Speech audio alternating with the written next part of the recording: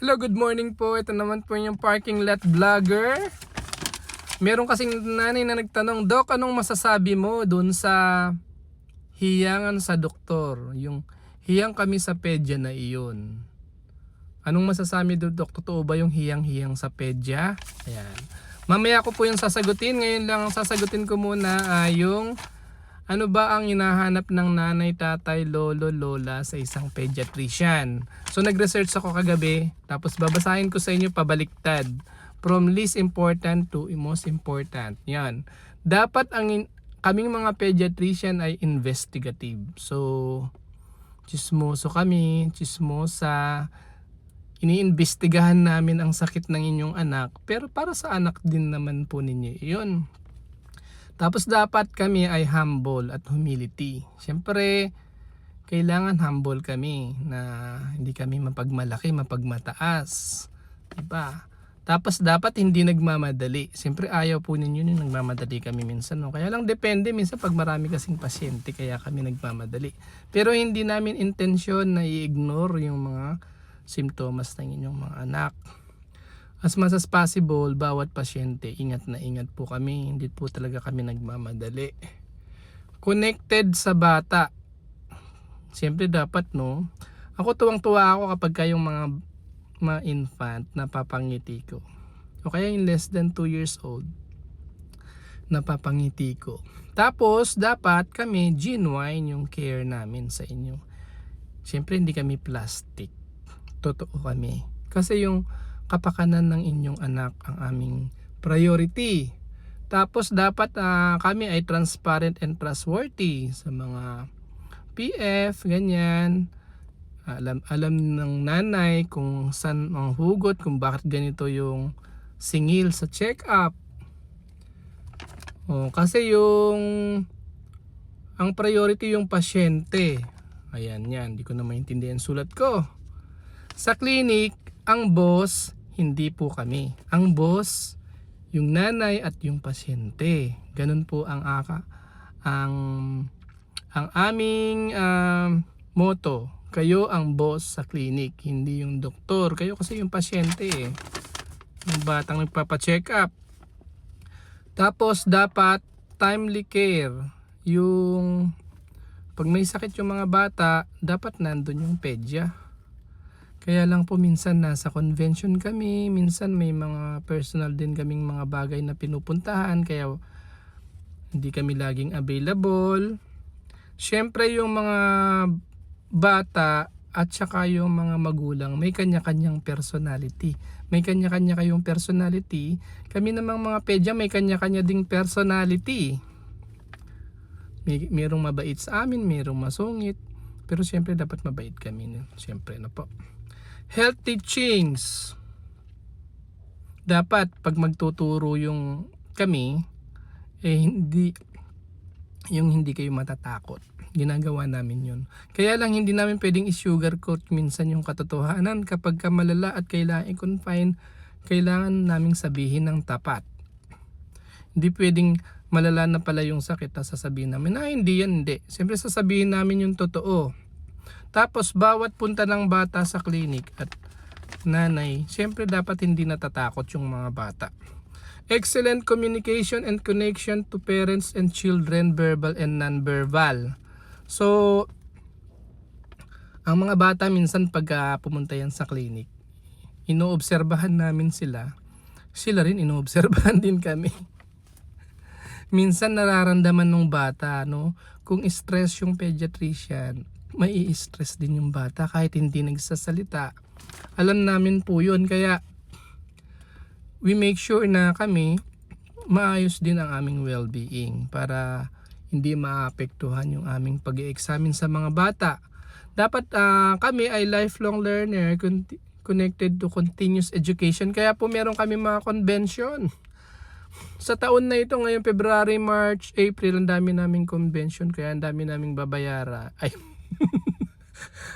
Marami kaming mga time na wala kami sa clinic kasi attend kami ng convention. Tapos sa bahay nag-aaral sa gabi. Kagabi, imbes na manood ako ng The Walking Dead season 1 to 11, nag-aaral ako ito, ni-research ko. Tapos nag-aral ka nung ng measles. Tapos yung bagong strain ng flu. Yan, mga inaral ko kagabi. Kaso na inantok na ako kaya wala, konti lang na aral ko. Dapat, kaming mga pediatrician, evidence-based yung practice namin. Alam niyo po sa clinic, natututo po kami sa mga pasyente. Kaya, tinutulungan namin kayo, natutulungan nyo din kami.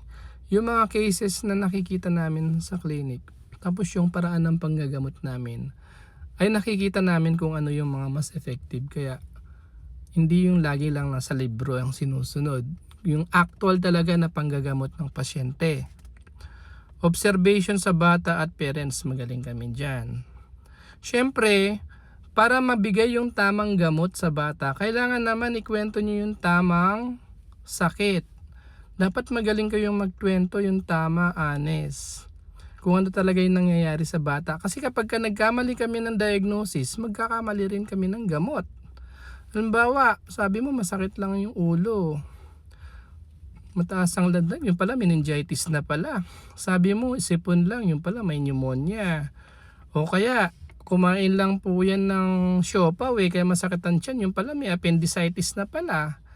O kaya, may lagnat po yan at may sipon lang. Yun pala, meron ng mastoiditis o otitis media. Kaya dapat tama po yung binibigay nyong informasyon sa inyong pedya. Ano pa, dapat meron kaming excellent communication skills, patience, and kalmado lagi. Siyempre, dun sa mga batang takot at hindi pasaway na bata, merong mabait na bata.